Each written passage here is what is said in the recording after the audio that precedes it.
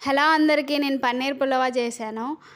పన్నీర్ పులావ్ అంటే ఏదో ఒక స్పెషల్ ఉండాలి కదా! ఇంక మా పెళ్లి రోజని చెప్పి నార్మల్‌గా అయితే మేము ఇంట్లోనే ఎప్పుడు బయటికెళ్ళి తినమనమాట. మాక్సిమం ఇంట్లోనే ప్రిఫర్ చేస్తాము. బయటికెళ్ళాము అంటే మా చిన్నోడు అసలు మాట వినడు, తినడు. వాడికి తినిపించేసరికి టైం అయిపోద్ది. ఇంక ఇంట్లో ప్రశాంతంగా హాయిగా ఇంట్లో చేసుకున్నది తింటే చాలా బావుంటదనమాట. ఇంక బయటికెళ్ళేటప్పుడు ఆ డబ్బులు మిగులుతాయి. ఆ టైం గూడా సేవ్ అవుద్ది. బయటికెళ్ళేటప్పుడు ఆ వెయిట్ చేసేసరికి అయిపోద్ది. నేనిలా ఈజీగా, సింపుల్‌గా చేసుకున్నాను. చికెన్ కర్రీ చేశా, ఇంకా పన్నీర్ పులావా చేశా. పన్నీర్ అయితే కొద్ది పెద్ద ముక్కలు కట్ చేయాల్సింది. నేను చిన్న చిన్న ముక్కలు కట్ చేశా. ఆయిల్‌లో వేయించేసరికి కొద్దిగా విరిగినట్టు అనిపించాయి.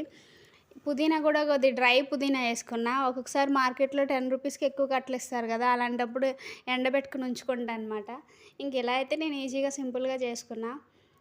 పులావ్ అయితే టేస్ట్ చాలా బాగొచ్చింది. వీడియో నచ్చితే లైక్ చేయండి, షేర్ చేయండి, సబ్స్క్రైబ్ చేసుకోండి. Thank you.